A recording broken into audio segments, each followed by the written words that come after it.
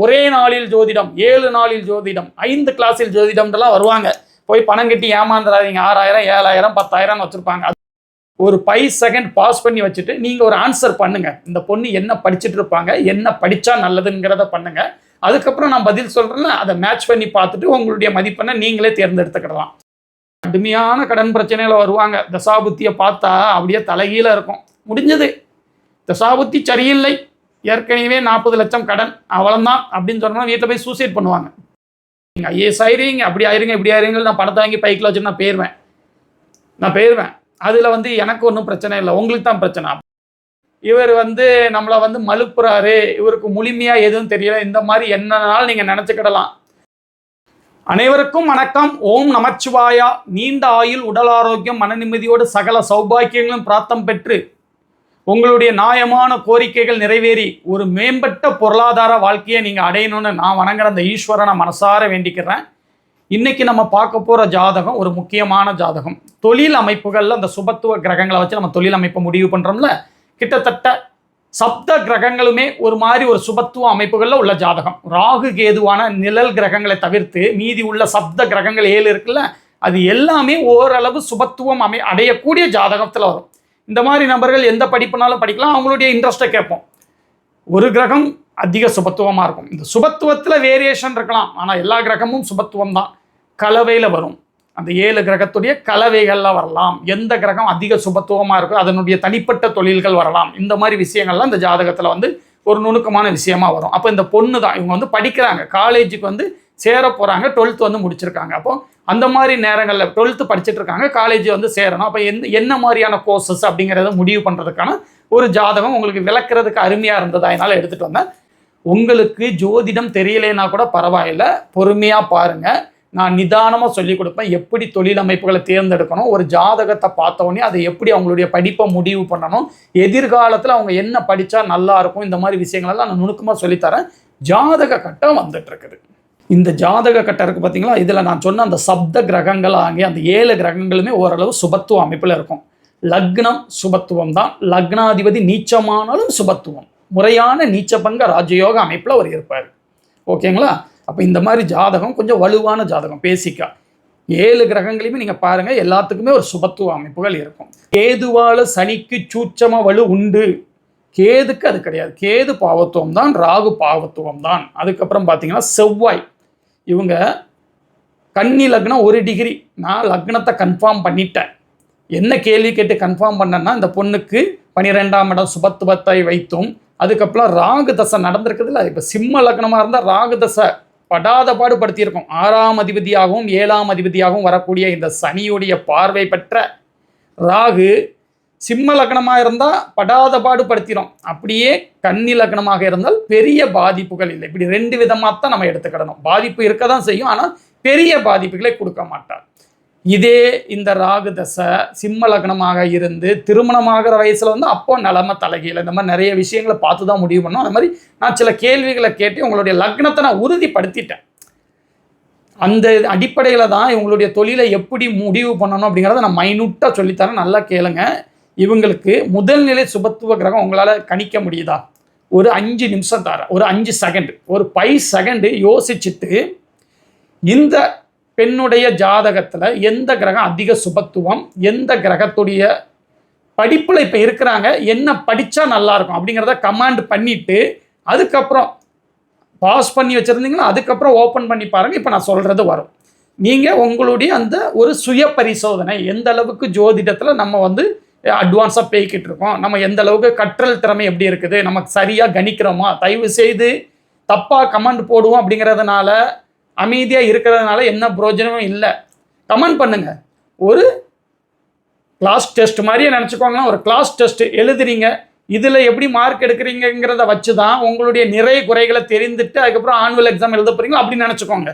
ஒரு 5 second pass பண்ணி வச்சுட்டு நீங்கள் ஒரு ஆன்சர் பண்ணுங்கள். இந்த பொண்ணு என்ன படிச்சுட்டு இருப்பாங்க, என்ன படித்தா நல்லதுங்கிறத பண்ணுங்கள். அதுக்கப்புறம் நான் பதில் சொல்கிறேன்னா அதை மேட்ச் பண்ணி பார்த்துட்டு உங்களுடைய மதிப்பெண்ணை நீங்களே தேர்ந்தெடுத்துக்கிடலாம். அந்த அடிப்படையில் இந்த பொண்ணுக்கு செவ்வாய் தான் முதல் நிலை சுபத்துவ கிரகம். 7 கிரகமும் சுபத்துவம் சொன்னா செவ்வாய்க்கு தான் ஃபர்ஸ்ட் பாயிண்ட் கொடுப்பேன். பகை வீட்டில் தான் இருக்கிறாரு, இருந்துட்டு போட்டோம். என்ன காரணம்? 10ஆம் இட தொடர்பு, திக்பலங்கிற வலிமை, சந்திரமங்கல யோகம், குருமங்கல யோகம். சந்திரன் ஒளிபொருந்திய சுக்லபட்சம் சப்தமி திதியில உள்ள சந்திரன், ஒரு அர்த்த சந்திரன். அர்த்த சந்திரனுடைய இணைவும் குருவுடைய தொடர்பும் அங்க செவ்வாய்க்கு நல்லது. புதனுடைய லக்னங்களுக்கு மட்டும் செவ்வாயுடன் சேர்ந்த சந்திரன் குருவுக்கு பாவத்துவ கலப்புகளை நாங்கள் சேர்ப்போம். அதே நேரத்தில் பிற லக்னங்களுக்கு இது எந்த விதத்திலும் பாதிப்பில்லை. ஆனால் புதனுடைய லக்னமாகவே இருந்தாலும் செவ்வாய் ஆதிபத்திய கெடுதல்களை செய்யக்கூடிய அதே செவ்வாய் காரக தொழிலை தரதான் செய்வார். செவ்வாயுடைய துறையில் இருப்பாங்களா? ஆமாம் இருப்பாங்க. செவ்வாய் தசையே வருது சுமார். இந்த ரெண்டையும் நீங்கள் வித்தியாசப்படுத்தி வேறுபடுத்தி தான் பார்த்துக்கிடணும். அப்போ செவ்வாயுடைய காரக தொழில் புதனுடைய லக்னங்களுக்கு நல்லது இல்லைன்னு சொல்லக்கூடாது. இவங்களுக்கு மெடிக்கல் ஃபீல்டு தான். அதே நேரத்தில் மேக்ஸ் வராதா? அருமையாக வரும். ஏன்னா புதன் நீச்சபங்க ராஜயோக அமைப்பு எல்லாமே கலந்த துறை. அதிகாரம் கிடைக்காதா? சூரியன் சுபத்துவம், செவ்வாய் சுபத்துவம். நான் என்ன கேட்டேன்னா, இவங்களுடைய ஜாதகப்படி செவ்வாய் தாங்க அதிக சுபத்துவம், இவங்களை மெடிக்கலுக்கு படிக்க வைங்கன்னு கேட்டேன். அவங்க மெடிக்கலுக்கு படிக்கணும், அதே நேரத்தில் பிற வகுப்புகளில் போகாமல் இருக்கணும்னா என்ன சுபத்துவமாக இருக்கணும்? செவ்வாய் தான் சுபத்துவமாக இருக்கணும். பயோமேக்ஸ் எடுத்திருக்கேன்னு சொன்னாங்க. கன்னி வீடு சுபத்துவம், புதன் சுபத்துவம் கணக்கு, செவ்வாய் சுபத்துவம் மருத்துவம். கலவை வந்துடுச்சா?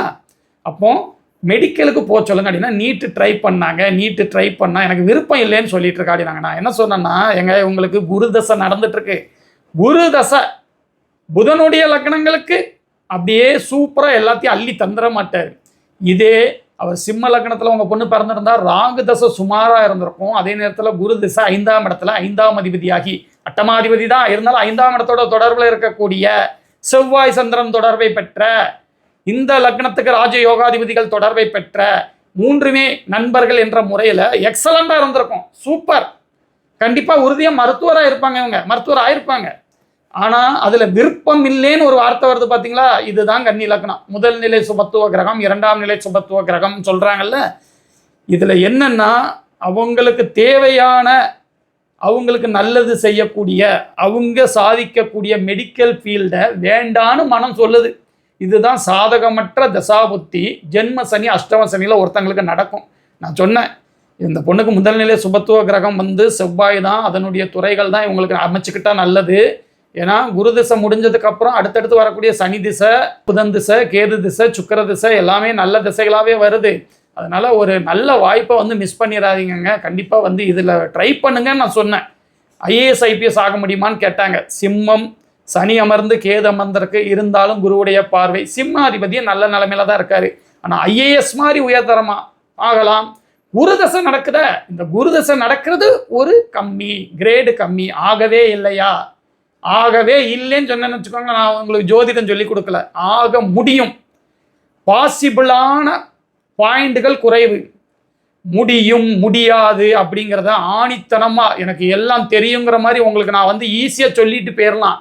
ஆகா குருஜி சூப்பராக சொல்லி கொடுக்குறாங்க, இவரே மாதிரி நம்ம பெரிய ஆளாக ஆயிடலாம், இதே மாதிரி ஜோதிடத்தில் சொல்ல முடியும்னு நீங்கள் நம்பிட்டு இருந்தீங்கன்னு வச்சுக்கோங்களேன். அது முட்டாள்தனம். அப்படி கிடையாது. பாசிபிள் அதிகமாக, பாசிபிள் குறைவா, இதுதான் ஜோதிடத்தில் சொல்ல முடியுமே உண்டு. முடிவு, இவங்கள் இது ஆவார்கள், ஆக மாட்டார்கள், முடிவை நீங்கள் தீர்மானிக்கிறீங்கல்ல. இப்போ நான் சொல்லும் பொழுது உங்களுக்கு இவர் நம்மளை மலுப்புறாரு, இவருக்கு முழுமையாக எதுவும் தெரியல, இந்த மாதிரி என்னன்னாலும் நீங்கள் நினச்சிக்கிடலாம். ஆனால் இத்தனை வருஷம் ஆராய்ச்சியில் பல ஜாதகங்களை பார்த்ததுக்கப்புறம் தான் சொல்கிறேன், ஜோதிடத்தில் பாசிபிள் அதிகம் குறைவு தான் உண்டே ஒழிய நடக்காது, நடக்கவே நடக்காது, கண்டிப்பாக நடக்கும் அப்படின்னு எதுவும் கிடையாது. சொல்கிறாங்கங்க, சும்மா சொல்லுவாங்கங்க. 10 ஜாதகத்தில் ஒன்று நடந்ததை அந்த நிகழ்வை எடுத்து சொல்லுவாங்க. அதே மாற்றி நடந்திருந்ததால் அதையும் ஜோதிடத்தில் விதிகள் விதிவிலக்குகளோடு ஒப்பிட முடியும். ஒன்று நடந்து விட்டது, விதிகளோடு ஒப்பிடுவார்கள். நடக்கவில்லை, விதிவிலக்குகளோடு ஒப்பிடுவார்கள். இப்படி ஜோதிடத்தை நீங்கள் எப்படினாலும் படிச்சுக்கிடலாம். அது முக்கியம் கிடையாது. நம்மள்கிட்ட வர்றவங்களுக்கு ஒரு சொல்யூஷன், நியாயமான சொல்யூஷன், பாசிபிள் அதிகமானது. இந்த மாதிரி நான் ஒரு அணுகிறேன் பார்த்தீங்கன்னா, இந்த கோணத்தில் அணுகும்போது கண்டிப்பாக எதிர்த்தரப்பு நன்மை தான் அடைவாங்க, உறுதியாக நன்மை தான் அடைவாங்க, தீமை அடையவே மாட்டாங்க. அந்த அடிப்படையில் நான் உங்களுக்கு சொன்னது, செவ்வாயுடைய துறைகளில் மனம் ஏற்றுக்கொள்ள கஷ்டமாக இருந்தாலும் அதை நோக்கி படிக்க வைங்க. எடுத்ததே பயோமேக்ஸ். நீங்கள் இனிமேல் போயிட்டு ஐடி ஜாப்லலாம் சேர முடியாது.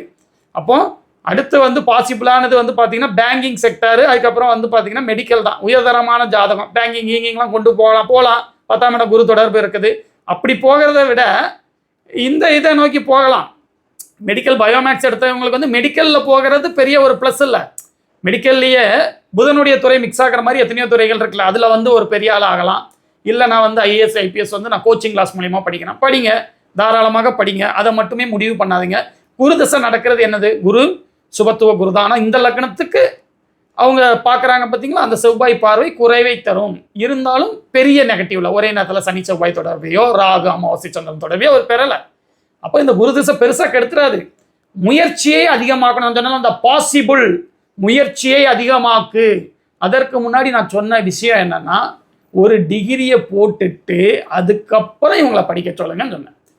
நான் வந்து கோச்சிங் கிளாஸ் போகிறேன், ஐஏஎஸ் ஆக போகிறேன், நீங்கள் ஆவீங்க, நீங்கள் ஐஏஎஸ் ஆயிருவீங்க, அப்படி ஆயிருங்க இப்படி ஆயிருங்க, நான் பணத்தை வாங்கி பைக்கில் வச்சு நான் போயிடுவேன்.